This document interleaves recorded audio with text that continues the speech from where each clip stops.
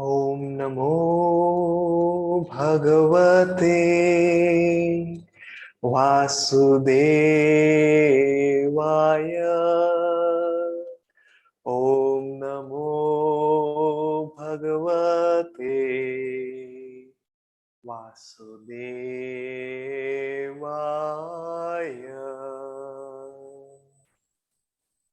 आप सभी को मेरा प्रणाम। आज हम हमेशा की तरह इस किताब परमहंस योगानंदा के साथ वार्तालाप जो स्वामी क्रियानंद जी ने लिखी थी, उससे आज मैं दो वार्तालाप पढ़ना चाहूँगा। और ये दोनों जो कहानियाँ हैं जो इन दो वार्तालापों में है, बहुत ही एक प्रकार से आप कह सकते हैं हास्य से भरी हुई है। और मुझे बड़ा आनंद आया जब मैं इनको पढ़ रहा था, और मैं आशा करता हूँ कि आपको भी आनंद आएगा। लेकिन साथ साथ इसमें गहरी सीख भी मिलती है हमें, जिसके बारे में आज हम बात करेंगे। और इस विषय पे हम और समझेंगे कि कैसे ईश्वर हमेशा सदा हमारे साथ है। और यही नहीं कि कैसे कभी कभार अंधकार या अंधविश्वास के वजह से हम ईश्वर को अपने से दूर कर लेते हैं। तो आइए सबसे पहले ये दो वार्तालाप सुनते हैं जो स्वामी क्रियानंद जी लिखते हैं। ये है वार्तालाप, अगर यदि आपके पास ये पुस्तक है तो ये है वार्तालाप 25 और 26। परमहंस योगानंद जी उन धार्मिक अभ्यासों के प्रति कोई औपचारिक आदर प्रकट नहीं करते थे जिन्हें वे भक्तिपूर्ण होने की अपेक्षा मिथ्या या सिर्फ भावुकता प्रधान समझते थे। वास्तव में वे उनका कभी कभी मजाक भी उड़ाते थे। एक बार उन्होंने हमें हंसते हुए एक पवित्र लौटने वाले सम्मेलन के बारे में बताया जिसे उन्होंने देखा था। उस सम्मेलन में वृद्ध पुरुष, मोटी स्त्रियां, सभी अपने जोश में धरती पर लौट रहे थे।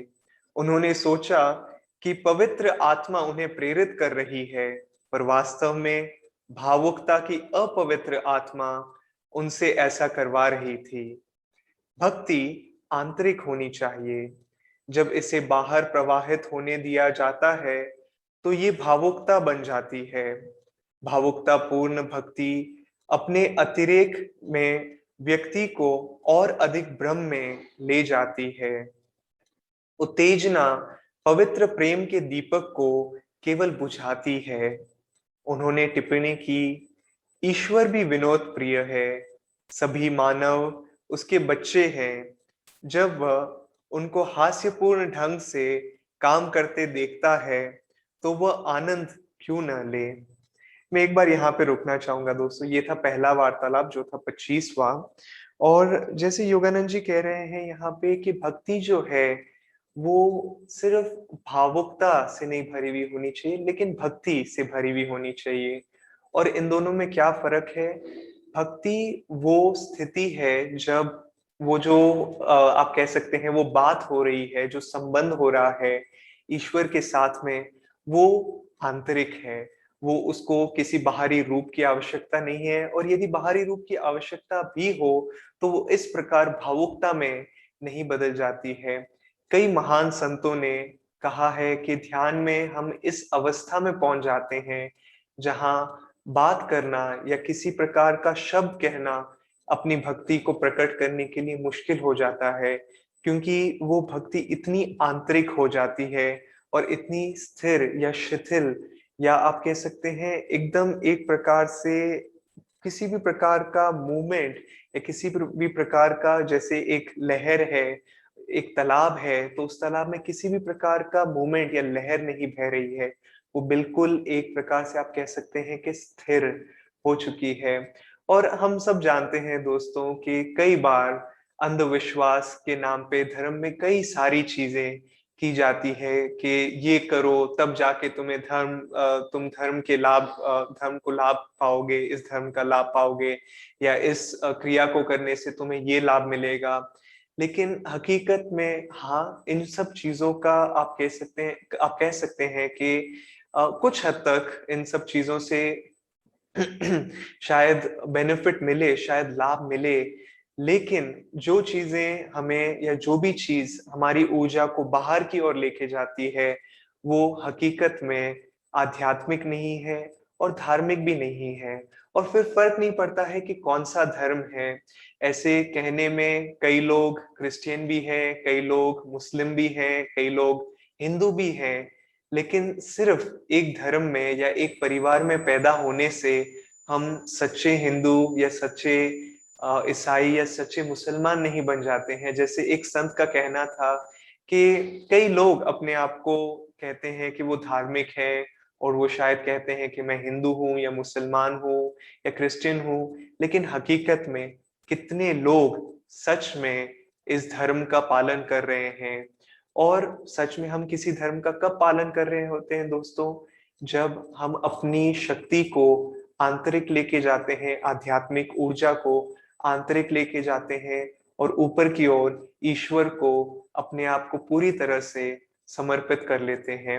मैं इस विषय पे और बात करना चाहूंगा, लेकिन क्यों ना हम पहले अपने अगले वार्तालाप को पढ़ते हैं और फिर हम इस विषय पे और चर्चा करेंगे। ये योगानंद जी के शब्द हैं। बहुत वर्ष पूर्व हार्लेम, जो एक जगह का नाम है अमेरिका में, हार्लम में एक उपदेशक थे। गुरुजी ने मुझे बताया, वे फादर डिवाइन का अर्थ आप कह सकते हैं हिंदी में होता है पिता परमेश्वर। तो वे फादर डिवाइन के नाम से प्रसिद्ध थे कि ये व्यक्ति अपने आप को फादर डिवाइन बुलाते थे। एक बार फादर डिवाइन ने मुझे एक पत्र लिखा जिसमें उन्होंने एक साथ मिलकर काम करने का प्रस्ताव रखा। उन्होंने अपना पत्र हस्ताक्षरित किया। मैं प्रत्येक प्रत्येक मांसपेशी, अस्थि, अणु और परमाणु में स्वस्थ, शक्ति युक्त और प्रसन्न हूं।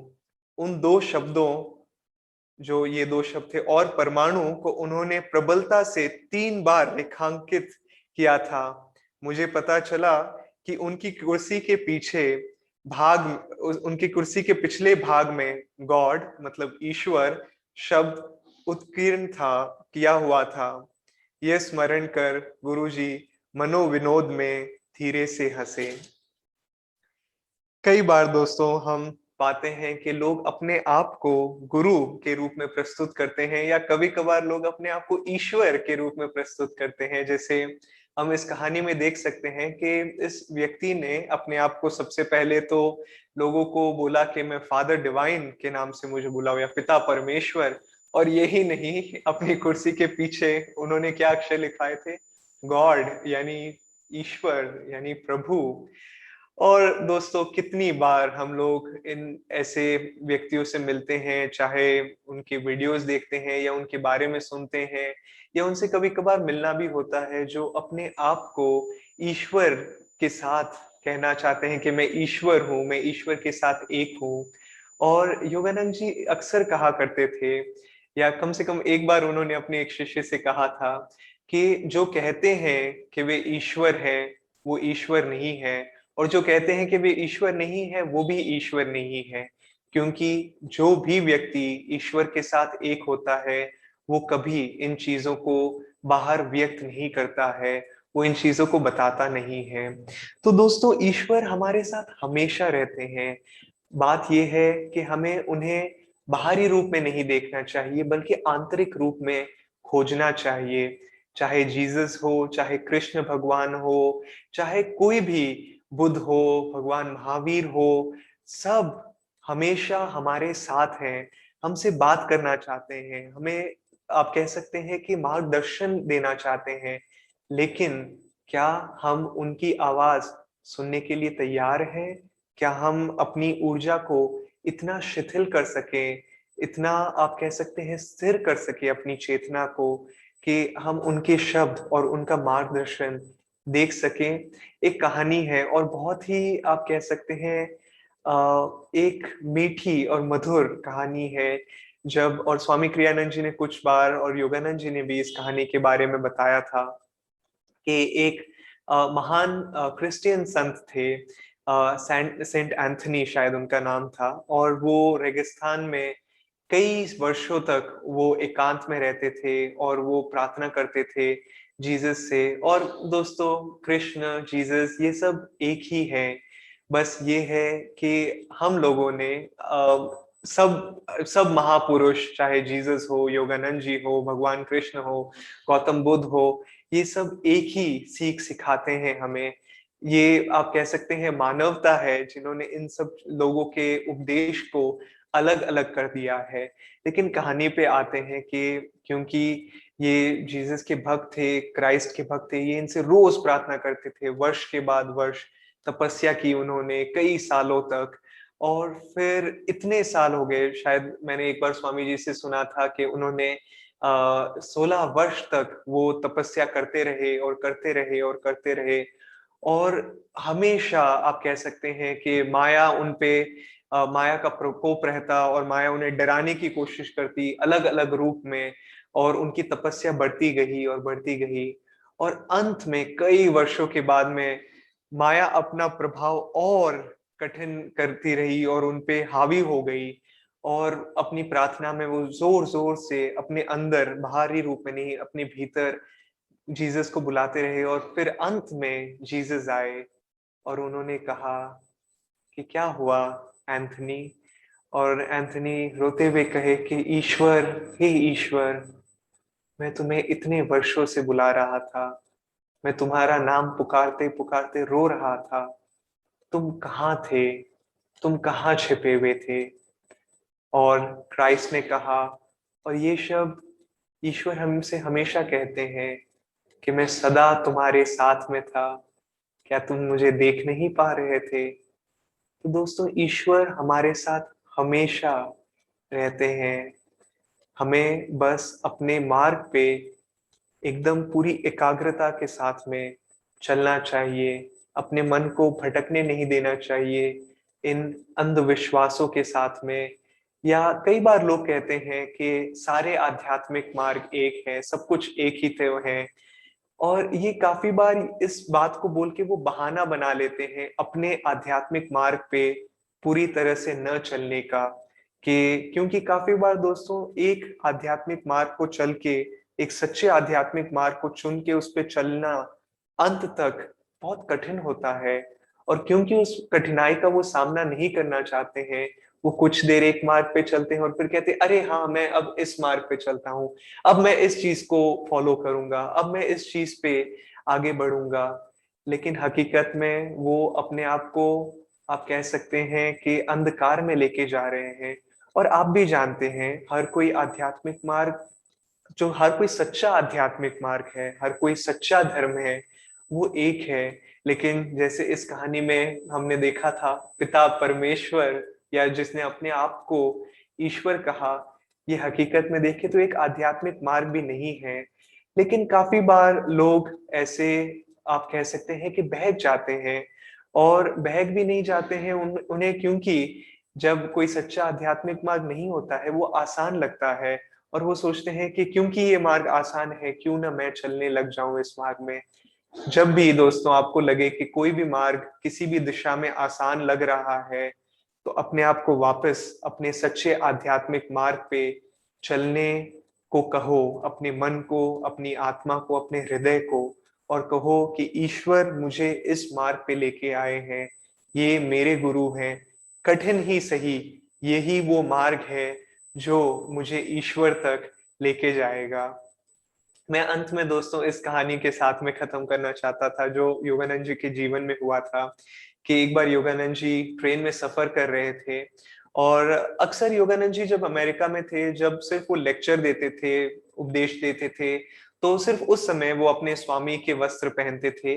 बाकी सारी समय वो अक्सर प्राय रूप से जो वहां की वेशभूषा होती थी, वहीं के कपड़े पहनते थे। लेकिन एक बार, शायद अब मुझे पता नहीं, शायद वो जब ट्रेन में सफर कर रहे थे, उन्होंने शायद अपने स्वामी के कपड़े पहने हुए हो, या शायद उनके लंबे बाल थे, वो भारत से दिख रहे थे। तो इसीलिए इस व्यक्ति ने आके योगानंद जी, तो एक व्यक्ति आया योगानंद जी के पास में, और बड़े ही क्रोध के सामने, साथ योगानंद जी के सामने वो आया, और उसने कहा कि क्या तुम जीसस क्राइस्ट को पे विश्वास रखते हो? और योगानंद जी ने कहा कि हाँ, मैं जीसस क्राइस्ट को मानता हूँ और मैं जानता हूँ कि वे एक महान संत थे, एक महान पुरुष थे। और फिर इस व्यक्ति ने और क्रोध से कहा कि क्या तुम मानते हो कि सिर्फ जीसस क्राइस्ट ही वो है जो तुम्हें ईश्वर के मार्ग तक लेके जा सकते हैं?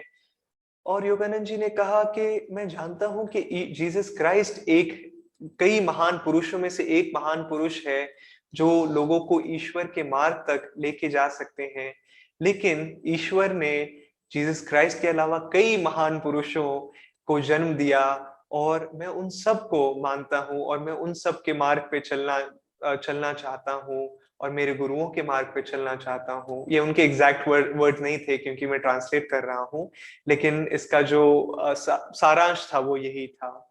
तो ये व्यक्ति और क्रोधित हो गया और इस व्यक्ति ने कहा, जब तक तुम ये नहीं मानोगे कि जीसस क्राइस्ट ही केवल आप कह सकते हैं तुम्हारे एकमात्र सेवियर हैं जो तुम्हें मोक्ष तक लेके जाएंगे, तुम नर्क में जलोगे।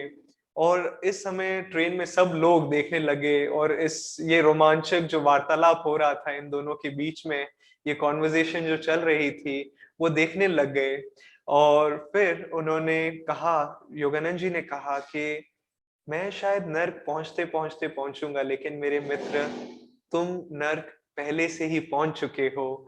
और हम सबको पता है, क्रोध और ऐसी भावनाएं जो नकारात्मकता से भरी हुई हो, वही नर्क है। और ये सुनते हुए सब लोग ट्रेन में हंसने लग गए।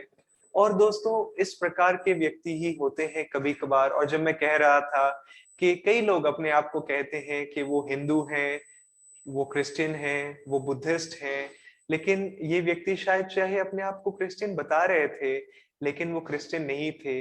एक जो सच्चा हिंदू होता है, वो सच्चा क्रिश्चियन भी होता है अपने आप, क्योंकि इन सब महान पुरुषों का, आप कह सकते हैं, इनका मैसेज एक ही था। और ईश्वर हमेशा हमारे साथ है, हमेशा हमारा मार्गदर्शन करना चाह रहे हैं, लेकिन हमें अपने, आप कह सकते हैं, आध्यात्मिक मार्ग को, अपनी भक्ति को आंतरिक रखना है। इसे बाहर की ओर भावुकता के रूप में नहीं होने देना है, जैसे हमने इस पहली कहानी में या पहले वार्तालाप में भी सुना था। और हमें अपनी भक्ति को, आप कह सकते हैं, एक बहुत ही पावन रिश्ता है ये हमारे और ईश्वर के बीच में। मैंने कहा था कि मेरी पिछली कहानी आखिरी कहानी थी, लेकिन मेरे मन में एक और बहुत ही प्यारी कहानी मन में आई, जो थी, आप सब मीरा माँ के बारे में जानते होंगे। मीरा माँ, मीरा जो ईश्वर और कृष्ण का नाम लेती रहती थी, लेकिन उनके जो पति थे, वो कभी भी अपने भक्ति को प्रकट नहीं करते थे। और मीरा माँ ने एक बार ईश्वर से प्रार्थना की कि हे ईश्वर, मुझे मेरी तरह मेरे पति को भी भक्ति में, भाव में और भक्ति से भर दीजिए, कि वो भी आपका नाम बार बार दोहराए। और मीरा सोच रही थी कि उनके पति आध्यात्मिक नहीं है, धार्मिक नहीं है, लेकिन एक दिन नींद में, स्वप्न में, जब मीरा अपने पति के साथ सो रही थी, तो उनके पति नींद में बहुत ही गहराई से बार बार ईश्वर का नाम बता रहे थे कि हे ईश्वर, मैं सब कुछ आपको समर्पित करता हूँ, मैं आपकी संतान हूँ, मुझे अपना आश्रय दे, मैं आपका हूँ, आप मेरे हैं। और भक्ति में भाव से वो इन शब्दों को अपने नींद में व्यक्त कर रहे थे। और अगले दिन जैसे ही मीरा और उनके पति उठे, तो मीरा ने कहा, मुझे आपका रहस्य पता चल गया है। और उनके पति को पता चल गया, और मीरा के पति ने कहा कि नहीं, एक शब्द मत कहो, कृपया एक शब्द भी नहीं कहो। और मीरा ने कहा कि नहीं नहीं, मैं कैसे ना कहूँ कि आप मेरी तरह या मेरे से भी ज्यादा एक भक्त हैं, और आप अपने भीतर इस भावना को रखते हैं। और उनके पति ने जैसे ही इन शब्दों को सुना, तो उन्होंने कहा कि प्रिय, तुमने ये शब्द क्यों कहे? मेरे ईश्वर के साथ में मैंने उन्हें कहा था कि जो ये रिश्ता है वो मेरे साथ, उनका रिश्ता आंतरिक है। मैं नहीं चाहता कि किसी और को मेरे और ईश्वर के रिश्ते के बारे में पता चले, इस आंतरिक रिश्ते के बारे में पता चले। और मैंने उनसे कहा था कि यदि किसी को भी इस रिश्ते के बारे में पता चले, तो मैं अपना शरीर त्याग दूंगा। और प्रिय, क्योंकि तुम्हें इस बारे में पता चल गया है, तो मैं अभी अपना शरीर त्यागने वाला हूँ। और तुरंत वो अपने ध्यान की अवस्था में बैठे और उन्होंने अपना शरीर त्याग दिया, और ईश्वर में लीन हो गए। तो दोस्तों, हमारी जो भक्ति है, हमारा जो आध्यात्मिकता है, हमारी जो ध्यान साधना है, वो हमारे और ईश्वर के बीच है। हमारा जो अनुभव भी होता है ध्यान के समय, इसे बड़े ही आप कह सकते हैं पावन रूप से लीजिए और इसे बाहरी भावुकता में न बहने दीजिए, क्योंकि जब भी ये जो ऊर्जा है वो बाहर की ओर चली जाती है, तो उसकी जो शक्ति है, इसका जो पावर है, वो हमारे जीवन में कम हो जाता है। धन्यवाद। ओम शांति, शांति, शांति।